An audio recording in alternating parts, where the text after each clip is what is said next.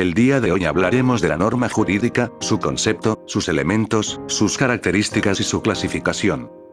Podemos definir a una norma como una regla de conducta porque traza una dirección al obrar. Nos indica cómo debemos comportarnos, qué debemos o no hacer. Además, el efecto de la norma será el deber, la obligación radicada en cabeza del sujeto pasivo de la relación. En sus elementos podemos encontrar los supuesto normativo, que consisten en la condición de cuya realización depende la consecuencia jurídica. La consecuencia jurídica es el efecto jurídico sobreviniente al cumplimiento del supuesto normativo. La cópula será el deber ser, que enlaza el supuesto normativo con la consecuencia jurídica. Debemos tener en cuenta que el supuesto normativo puede consistir en un hecho jurídico. Además, se presenta cuando los supuestos son la consecuencia de una norma anterior. Para el que no lo sepa, un hecho jurídico es todo fenómeno de la naturaleza o del comportamiento humano que el legislador considere atribuible de consecuencia jurídica. Tales consecuencias o efectos pueden consistir en la creación, modificación, transferencia, transmisión o extinción de un derecho. Las características las podemos explicar fácilmente con el cuadro de la derecha.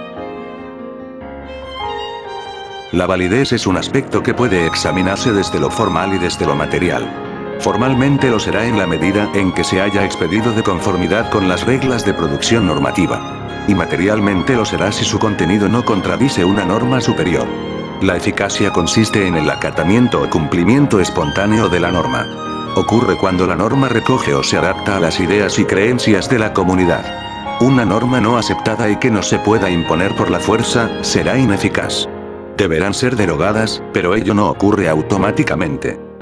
La norma tiene valor cuando incorpora los principios que rigen la sociedad. Está estrechamente ligado a la eficacia, justicia, equidad, seguridad jurídica, bien común. Tipos de normas. Se clasifican en jerarquía. Son fundamentales y derivadas. Contenido. Sustantivas y adjetivas.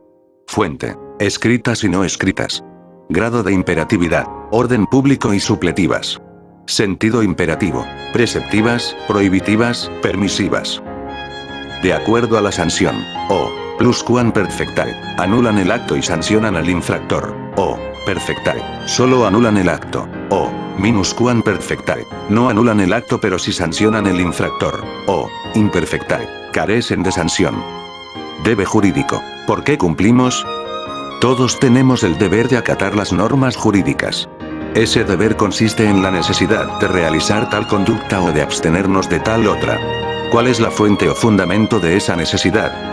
¿Serán lo mismo el deber jurídico que el deber moral de acatar las normas jurídicas?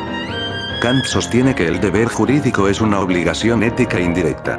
Para que el precepto obligue se requiere que provenga de la autonomía del sujeto. Como el derecho es heterónomo, no produce ese efecto. Lo que hace el individuo es tomar la norma heterónoma, hacerla suya en virtud de su autonomía, y de ese modo el deber jurídico se convierte indirectamente en un deber moral. Por otro lado, Radbruch sostiene la misma conclusión de Kant, solo que a través de un razonamiento más simple. La norma jurídica, considerada externamente, no genera ninguna obligación. La obligación aparece cuando nuestra conciencia se ve comprometida y por esa razón acepta la norma y, por consiguiente, el deber de cumplirla. El fundamento del deber jurídico debemos buscarlo en los valores que encierra la norma, que no son otros que los valores jurídicos, o justicia, o equidad, o seguridad jurídica, o bien común.